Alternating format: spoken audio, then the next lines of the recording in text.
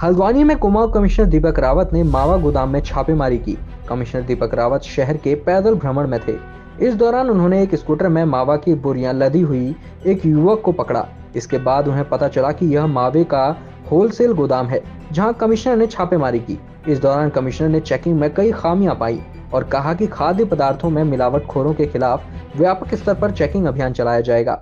साथ ही मिलावटखोरी में लिप्त पाए जाने पर संबंधितों के खिलाफ कठोर कार्रवाई अमल में लाई जाएगी।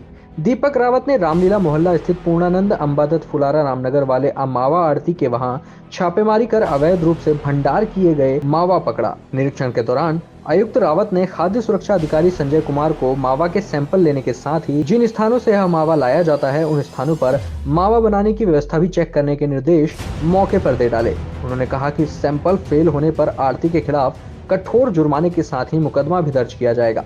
आयुक्त रावत ने निरीक्षण के दौरान पाया कि मावा काफी मात्रा में भूमि में रखा गया था और साफ सफाई का कोई प्रबंध नहीं था।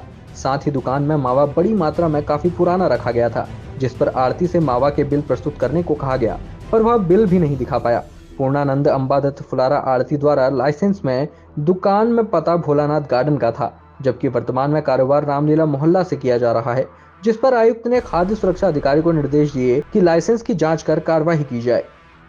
देखिए, ये रामलीला मोहल्ले में एक्चुअली एक होलसेल व्यापार है जो मावे का है।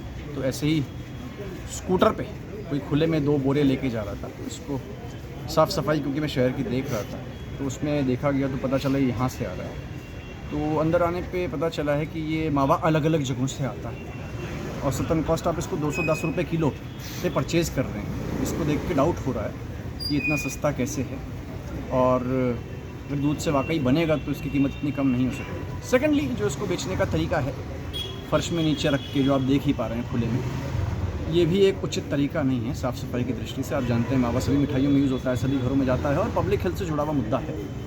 थर्डली, ये जो संस्थान जहाँ का है, यहाँ पे चल भी नहीं रहा है, इसका एड्रेस कहीं और है, ये चल कहीं और पे रहा है। और सबसे इंपॉर्टेंट चीज़ इसमें ये है कि वैसे अलग अलग जगहों से मावा आ रहा होगा, तो कब का है, कितना पुराना है, कहाँ से आ रहा है, ये रखना बहुत ज़रूरी है, क्योंकि खाने पीने की चीज़ है जो सभी लोग प्रयोग कर रहे हैं। आप भी कर रहे हैं, हम भी कर रहे हैं, छोटे बच्चे भी कर रहे हैं, anybody. It's a matter of public health. तो इसको बहुत ध्यान देना है इस बार। बल्कि जो डिस्ट्रिक्ट मैजिस्ट्रेट्स हैं उनकी जो समीक्षा हो रही है, जो 30 पॉइंट प्रोग्राम के माध्यम से मैं भी करता हूँ, चीफ सेक्रेटरी साहब भी करते हैं, गवर्नमेंट भी करती है, उसमें बड़ा अहम मुद्दा मिलावट का है। माननीय मुख्यमंत्री जी की भी समीक्षाएँ होती हैं, उसमें ये बार बार बात आती है कि खाने पीने में साफ़ सफाई अगर नहीं है उचित और मिलावट की कोई आशंका है तो लगातार कार्रवाई होनी चाहिए। तो फूड सेफ्टी ऑफिसर को यहाँ पे बुलाया गया, वो सैंपल्स तो लेंगे ही, साथ ही जो अनहाइजीनिक तरीके से इसको रख रहे हैं उस पर भी जो कानूनी कार्रवाई है वो की जाएगी। और मैंने ये भी कहा है कि इससे भी मिलान कर लें कि अल्टीमेटली ये मटेरियल कहाँ से आ रहा है और जिन जगहों से पे बन रहा है वहाँ पे इसको बनाने की क्या व्यवस्था है, क्या वो ठीक जगह बन रहा है। ऐसा तो नहीं इसमें कुछ